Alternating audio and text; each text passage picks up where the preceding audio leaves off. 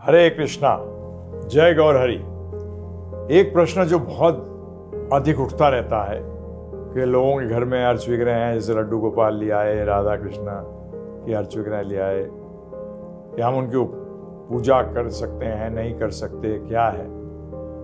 तो देखिए, इसमें मेरी कोई राय नहीं है, क्योंकि मैं इसमें राय नहीं दे सकता। शास्त्र क्या कहते हैं इसके बारे में, वो जानना बहुत ही अनिवार्य है। और हम गौड़े वैष्णव संप्रदाय से हैं। हमारे लिए एक बहुत ही इंपॉर्टेंट शास्त्र है, उसको कहते हैं हरि भक्ति विलास। उसमें बताया गया है कि कौन अर्च विग्रह की पूजा कर सकता है, अर्थात लड्डू गोपाल की पूजा कर सकता है, नहीं कर सकता है, कौन अर्च विग्रह की पूजा कर सकता है, कौन नहीं कर सकता है। तो मैंने कुछ उसके शास्त्रों में जो लिखा है उसके कुछ पॉइंट निकाले हैं, तो मैं आपके सामने पहले उनको रखूंगा और फिर आपके ऊपर ही छोड़ूंगा कि आपको क्या करना चाहिए, क्या नहीं करना चाहिए। तो क्या कहते हैं हरि भक्ति विलास के अंदर सनातन गोस्वामी जी और गोपाल भट्ट गोस्वामी जी क्या कह रहे हैं? ये हमारे लिए षड गोस्वामियों में से दो हैं और एक विशेष महत्व है इनका, क्योंकि ये डायरेक्टली गौरांग महाप्रभु के शिष्य हैं, अर्थात कृष्ण भगवान के शिष्य हैं।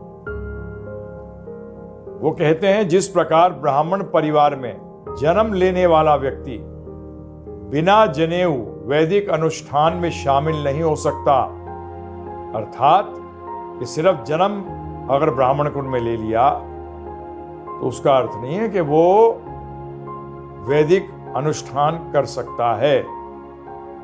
जनेऊ का मतलब होता है क्या उसने दीक्षा ली है, जनेऊ की दीक्षा ली है क्या, और वो भी मान्यता प्राप्त गुरु से, मान्यता प्राप्त संप्रदाय से। सिर्फ किसी कुल में जन्म लेने से आप वो कार्य करने के लिए अलाउड हैं, ऐसा नहीं है। आगे क्या कहते हैं? उसी प्रकार किसी भी व्यक्ति को बिना दीक्षा लिए अर्च विग्रह पूजन में शामिल होने का अधिकार नहीं है। फिर दोहरा रहा हूं, उसी प्रकार, फिर से दोहरा रहा हूं, उसी प्रकार किसी भी व्यक्ति को बिना दीक्षा लिए अर्च विग्रह पूजन में शामिल होने का अधिकार नहीं है। अर्च विग्रह का मतलब लड्डू गोपाल या राधा कृष्ण के अर्च विग्रह, जिनको आप मूर्ति कहते हो, अधिकार नहीं है।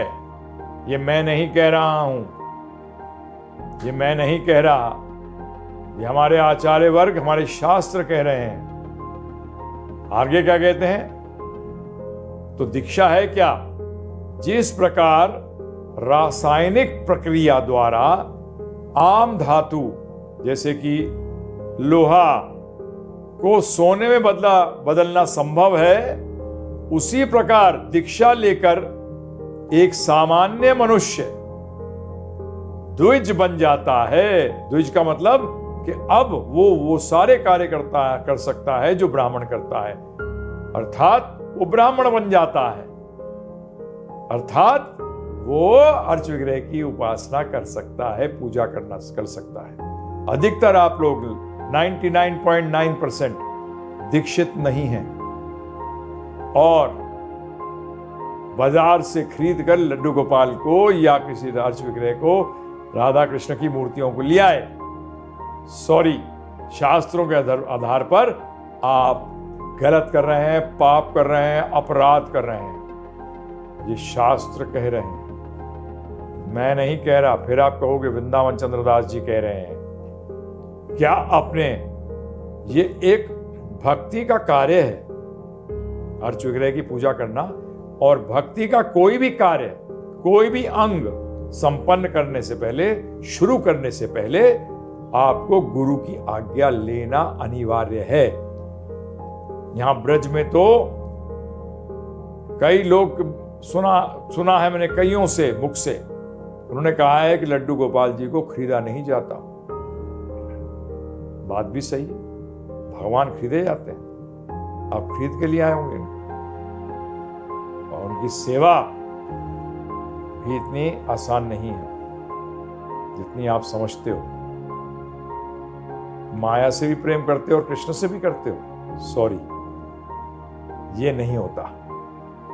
समझ में आया आपके? एक और पढ़ देता हूं। बिना दीक्षित हुए किसी को भी अर्च विग्रह की पूजा में संलग्न होने का अधिकार नहीं है। उसको अधिकार ही नहीं है, तो आप बगैर अधिकार के कैसे कर रहे हैं? क्योंकि पैसा है? नहीं जी, अच्छा लगता है, हम ले आए हैं।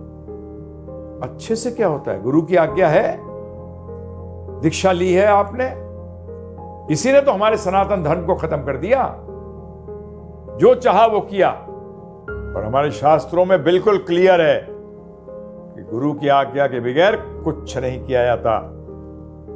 आध्यात्म में तो आप एक कदम भी नहीं ले सकते गुरु की आज्ञा के बिना। तो मैं आपसे हाथ जोड़कर विनती करता हूं, अपराध मत करिए, पहले अधिकारी बनिए, अधिकार हासिल करिए, दीक्षा लीजिए। इसको समझने के लिए आप हमारे वेबसाइट पे जा सकते हैं, givegita.com/दीक्षा, givegita.com/दीक्षा। दीक्षा क्या होती है, इस सब के बारे में उसमें चर्चा बताई गई है। कैसे दीक्षा ली जाती है, उसके लिए आप कैसे क्वालिफाइड होंगे, ये सारी चीजें वहां बताई गई हैं। और फिर उसके बाद भी, दीक्षित होने के बाद भी आपको गुरु से आज्ञा लेनी पड़ेगी। और गुरु देखेगा कि आप क्वालिफाइड हैं, तब वो आपको देगा, क्योंकि वो जानता है। क्योंकि शास्त्र कहते हैं गुरु और अर्च विग्रह भगवान के और यज्ञ की अग्नि समझ लीजिए आप। तो इन तीनों के बहुत पास जाओगे तो जल जाओगे, दूर जाओगे तो ठंड में मर जाओगे। समझ में आया आपके? तो इनकी सेवा करने के लिए आपको पहले अधिकारी बनना पड़ेगा। मैं फिर दोहरा रहा हूं, हमारा आपके साथ कोई दुश्मनी नहीं है। हम तो चाहते हैं आप बहुत अच्छे शुद्ध भक्त बने, भगवान की नित्य सेवा में लगे। परंतु जैसा भगवान, शास्त्र का मतलब क्या है, जैसा भगवान ने चाहा वैसा करें, तभी तो आप प्रिय बनेंगे, जबरदस्ती करने से नहीं। हमारे गुरु महाराज श्रील प्रभुपाद जी कहते थे, गुरु मांग रहा है पानी, तुम बोल रहे हो मैं गर्म दूध पिलाऊंगा। भैया अभी प्यास लगी है, प्यास पानी से बुझेगी। नहीं, गर्म दूध तो कितना बढ़िया होता है गुरुजी। नहीं भाई, मुझे पानी पिला दे। इसी तरीके से भक्ति का मतलब होता है भगवान कृष्ण ने जो आज्ञा दी है उसके अनुसार जीवन में लगाएं। राम जी ने आज्ञा दी है उसके अनुसार जीवन को चलाएं, अपने आप नहीं। मेरे ख्याल से ये प्रश्न जो आप सबके मन में घूम रहा है उसका मैंने आपको उत्तर दे दिया। बहुत बहुत धन्यवाद। हरे कृष्णा, जय गौर हरि। भगवान श्री श्री राधा कृष्ण, श्री श्री गौर निताई, श्रील प्रभुपाद का आशीर्वाद स्वीकार करें और अपनी भक्ति में 4 चांद लगाएं। हरे कृष्ण महामंत्र ध्यान से करें, यही इस कलयुग का धर्म है। धन्यवाद। अब आपके मन में एक प्रश्न उठेगा कि हम तो 1-1.5 घंटे लगाते थे लड्डू गोपाल की आर्च विग्रह की पूजा करने में, अब हम क्या करें? अरे भाई, कलयुग के लिए आपने बचपन से सुनते हुए आए होंगे, कलयुग केवल नाम आधारा। कलयुग में नाम लेना सबसे ज्यादा इंपॉर्टेंट। 16 माला करना शुरू कर दीजिए। उस समय में आपको उन अर्च विग्रह की जो आप पूजा करते हैं उससे अनंत गुना ज्यादा लाभ मिलेगा, क्योंकि ये भगवान श्री कृष्ण की आज्ञा है। हाँ जी, ये उनकी आज्ञा है। 16 माला करिए, हरे कृष्ण कृष्ण कृष्ण हरे हरे, हरे राम राम राम हरे हरे। ये कलयुग अर्च विग्रह की उपासना का युग नहीं है, वो तो द्वापर युग था। ये कलयुग के उपासना का, भगवान से जुड़ने का युग है। इससे किससे जुड़ोगे? हरे कृष्ण महामंत्र से। यही भागवतम के 12वें स्कंद के अंदर जब पूरी भागवत सुना चुके थे सुखदेव गोस्वामी, तब उन्होंने परीक्षित महाराज को बताया कि कलेर दोषे निधे राजन, के कलयुग के अंदर बहुत दोष है राजन। अस्ति ये को महान गुण, एक ही महान गुण है, कीर्तनद एव कृष्ण से, कृष्ण का, केवल कृष्ण का कीर्तन करने से मुक्ति संग परम ब्रजेत, मुक्ति मिलेगी और परम धाम अर्थात भगवान कृष्ण का सानिध्य प्राप्त होगा। ये भागवत कह रहा है। समझ में आया आपके? इसलिए ये समय, खाली समय जो बचेगा इसको वेस्ट मत करिएगा। इसके अंदर हरे कृष्ण महामंत्र करिए और देखिए कितना जबरदस्त लाभ मिलता है आपको। कैसा आपके दिल के अंदर जीवन के अंदर कृष्ण भगवान आ जाएंगे। धन्यवाद। हरे कृष्ण।